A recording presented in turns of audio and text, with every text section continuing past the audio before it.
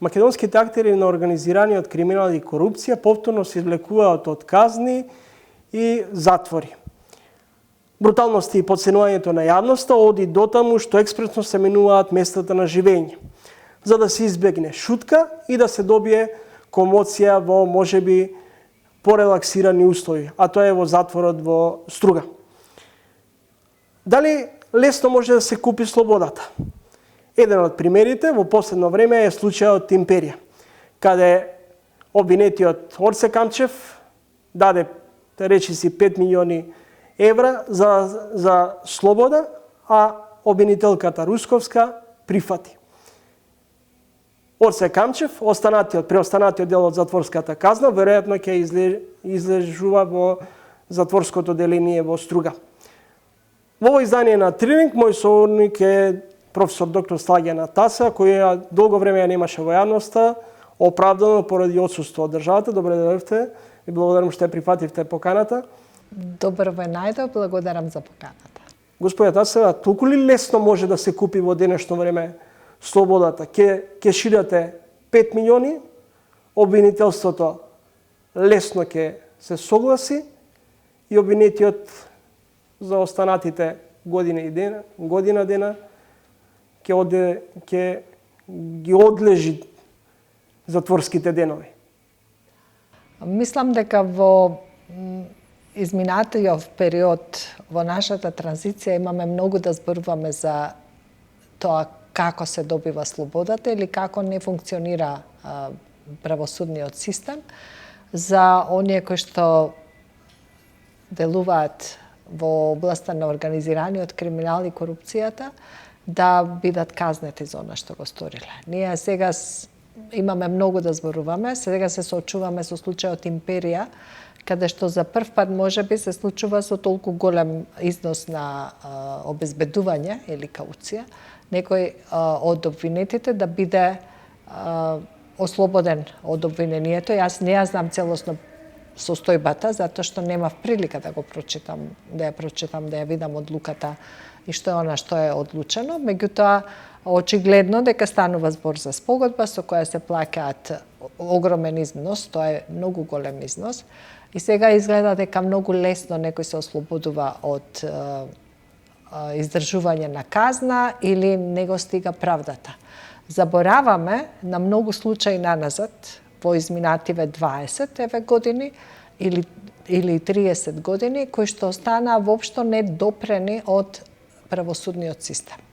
Имавме бројни случаи, бројни афери, еден од најаклатантните, најочигледните случајот Скопје 2014 со 680 милиони евра, кои што се изнесени пари од државниот буџет, и редица други, да не ги спомнуваме Окта, да не ги спомнуваме Телеком, и редица други случаи кои што останаа без никаква разрешница. Значи, за тоа ниту некој одговараше, ниту пак државата си наплати било што од лицата за кои што сите се сомневаме дека биле вклучени во тие криминали. Значи, една работа е да се обезбеди кауција, со кауција да се обезбеди ослободување од казната. Меѓутоа, сепак да не заборавиме, во многу случаи имаше каде што требаше да се спроведе и мерката конфискација. Мерката обезбедување и мерката конфискација не се исклучуваат. Значи, доколку се спроведе мерката обезбедување, тоа не значи дека не може да се направи и конфискација, ама ние имавме редица случаи наназад кои што можеме да ги броиме, за кои што никој за ништо не одговараше, ниту пак се обезбеди било каква гаранција или кауција. Дали обвинителството функционира на принципот на помал отпор, подобро да му ги земеме парите на обвинетиот, наместо да одиме по она можеби потешка и побавна процедура, а тоа е конфискацијата на имотот? Знаете што, обвинителството кај нас досега одеше по линија на најмал отпор, односно не водеше постапки. Досега сите случаи остануваа без разрешница, а оние кои што беа пресудени останаа со застарување во моментот кога некој требаше да оди на издржување на казна затвор. Знаеме и паметиме многу такви случаи. Значи, ова не е линија на помал отпор, ова е состојба во која што обвинителството сака да покаже дека еве нешто прави. Затоа што во сферата на економскиот криминал сега е таква тенденцијата насекаде, ние влегуваме во таа сфера полека, да се обезбедува, односно државата изрекува финансиски санкции. Изрекува санкции во облик на пари, односно ги казнува сторителите. Тоа најчесто се случува таму каде што може да се направи спогодба. И тоа сега почна и кај нас да се случува, но тоа не значи дека се избегнува одговорноста. За мене многу пострашно и полошо е сите оние случаи до сега кои што остана без никаква разврска и без никаква одговорност. Имаше многу такви. Како може да говориме за справување со криминалот и со корупцијата во услови кога лесно се стига до начинот да се договориме, односно да се спогодиме? Спогодбата е воведена со, ние го се уште викаме дека е новиот закон за кривична постапка, иако тој веќе прилично стар, од 2010 година, се воведе можноста дека може да се спогодува. Меѓутоа, многу случаи до сега дури не се направи ниту спогодба и за многу случаи обвинителството ги одмолча. Значи, за многу случаи остана неразјаснети, неразчистени, остана во фиоките во јавното обвинителство без воопшто да излезе случајот во судница, да се води било каква судска постапка, да видиме дали државата располага со било какви докази дека некој сторил определено кривично дело. Значи, тоа не е сега наеднаш линија на помал отпор, затоа што до сега немаше никаква активност од страна на судството и од страна на јавното обвинителство. За нас, тесно грло во нашиот правосуден систем е јавното обвинителство кое што воопшто не остварува својата задача. Оно што помалку станува симптоматично е имаме затен данок, изнесени се пари под сомнителни околности, завршуваат во некој од офшор дестинациите, а при тоа многу често клучните или големите зверки, политички па и бизнис, остануваат на слобода, условно кажано, малите завршуваат за решетки. Па, не знам никои мали завршија за решетки, искрено кажано. Ние го имавме случајот Исниварис Джемаили, уште од времето единствен случај на корупција кој што кај нас е ефективно расчистен во судска постапка, кај што сепак настрадаа малите. Тоа е случај во кој што настрадаа малите, никош не се стигна до главата, оној што го смисли тој случај. Тоа беше голем случај на корупција и перење пари, злоупотреба на средства од државата. Меѓутоа имавме, како што реков, и многу други случаи кои што едноставно се одмолча и ништо не се случи. И ниту мали, ниту големи. Едноставно случаите застаруваат. Застаруваат поради неажурност кај обвинителството и судството или можеби поради одредени политички влијанија и бизнес? Застаруваат ако јавното обвинителство и судството си ја вршат работата, тогаш нема да има влијанија, односно влијанијата нема да играат улога. Очигледно дека станува збори за едното и за другото. Значи, не се ажурни обвинителите, имаше ситуации кога се уште зборуваат дека немаат капацитет, но мислам дека тоа не е проблем денеска. И станува збор повеќе за некакви спреги и некаква, не знам, меѓусебно влијание или влијание врз работењето на јавното обвинителство и на судството од страна на, не мора да се тоа само политичари, од страна на интересни групи, од страна на бизнис групи. Јас повторно ќе го спомнам случајот Кубус, каде што не се вклучени можеби толку политичарите, колку што се вклучени друг дел на влијателна бизнис елита. Значи имаме ситуации каде што едноставно се блокираат системите преку влијанија од страна на различни интересни групи и никогаш не се излегува на виделина со навистина она што се случило, ниту пак државата на било кој начин се компензира Значи нема ниту наплата, ниту пак има конфискација. Во овие случаи подобро е да има наплата, било каква, и сторителите, ако не сакаат да седат овде, нека си одат некаде на друго место, меѓутоа да им се земат парите кои што ги стекнале на нелегален начин. Ние имаме еден поранешен пример кој што беше вклучен во многу случаи, меѓутоа ниту се конфискуваше нешто, а едноставно ужива на друго место во она што го стекна.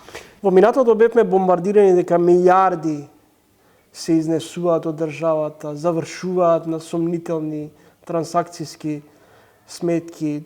Тоа кога говорам во минатото говорам за периодот на владење на ВМРО-ДПМН. За денес речиси како да се соочуваме со реприза на одредени случаи. Вие го спомнавте Скопје 2014.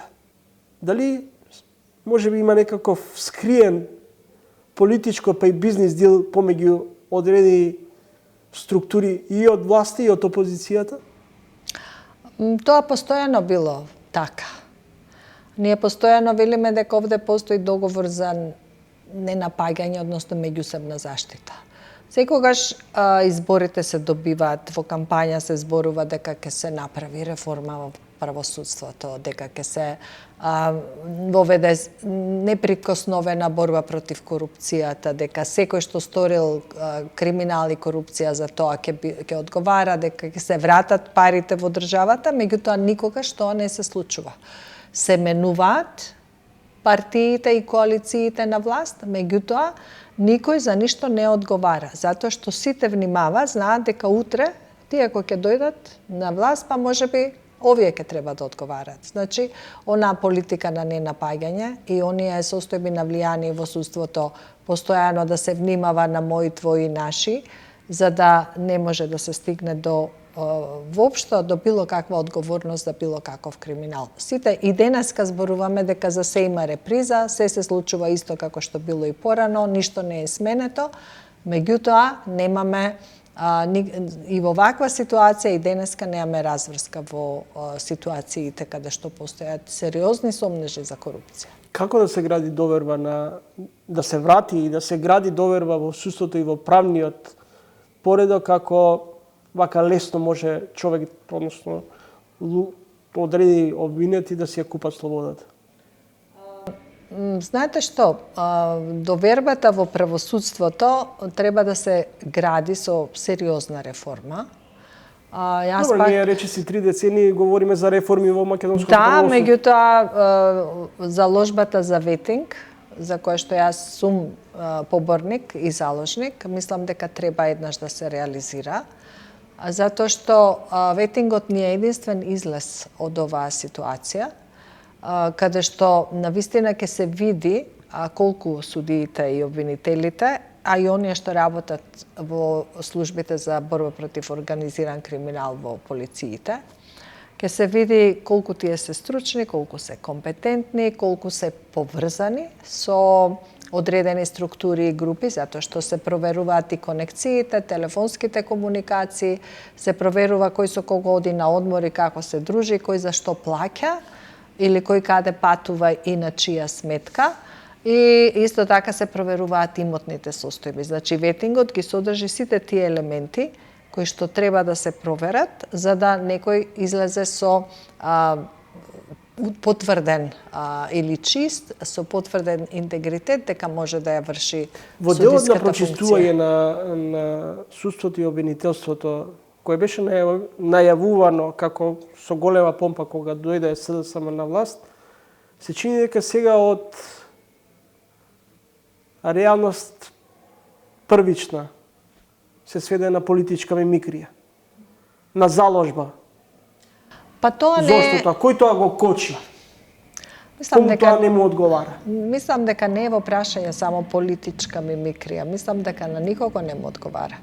Не им одговара не само на политичарите, него и на сите други интересни групи кои што ги спомнав, затоа што ако почне да се вади тоа, да се одмотува, да се гледа што се случувало во работењето на оние кои што работат во обвинителството и во судството, ќе излезат на виделина многу работи. Затоа во Албанија кога Кога се велите ќе излезат со евентуалното спроведување на процесот на ветинг, дали всушност одредени групации се стравуваат, се плашат дека на виделина ќе излезат одредени политичко, бизнис, па и судско-обвинителски конекции меѓу себе? Апсолутно. Од било какви конекции и конекциите се организирани од криминал, и конекциите со криминалните групи, со криминалните структури, и конекциите меѓусебни меѓу политиката и бизнисот и судството. Значи сето тоа ќе излезе тогаш на виделина затоа што ќе се проверуваат комуникациите, се проверуваат сметките, се проверуваат имотните состојби, покрај тоа што се проверува компетенцијата и другите работи. Значи, токму затоа, кога во Албанија се почна состојбата во постапката за ветинг, дури 60% од судиите сами си дадоа отказ, за да не бидат подложени на постапката за ветинг. А ние овде треба таа постапка да ја спроведеме за еднаш да се расчисти со организираниот криминал и со корупцијата, и се разбира, под ветинг треба да подлегнат и оние кои што ќе влезат потоа на нивно место како судии и јавни обвинители. Јас сум свесна дека тука веднаш ќе го слушнеме коментарот, па нема кој да работи, се надевам дека немаме толку нечесни судии да останеме без судии или да нема кој да работи. Значи, ако немаме проблем со интегритетот и честноста, тогаш не гледам зошто е проблем да се спроведе ветинг, и јас би се заложила навистина да сум таму, да се спроведе тоа, еднаш да се надмине оваа ситуација и да можеме да почнеме да работиме. На крајот, во текот на разговорот спомнавте дека бавно се одмотува клопчето за одредени судски процедури, некои едни застареа, други воопшто не беа отворени. Тоа е пред се поради неажурноста на судството или поради одредени влијанија од одредени центри на моки? Мислам дека постои едното и другото. Кога она што е заглавување на предмети во јавното обвинителство е единствено поради влијанија.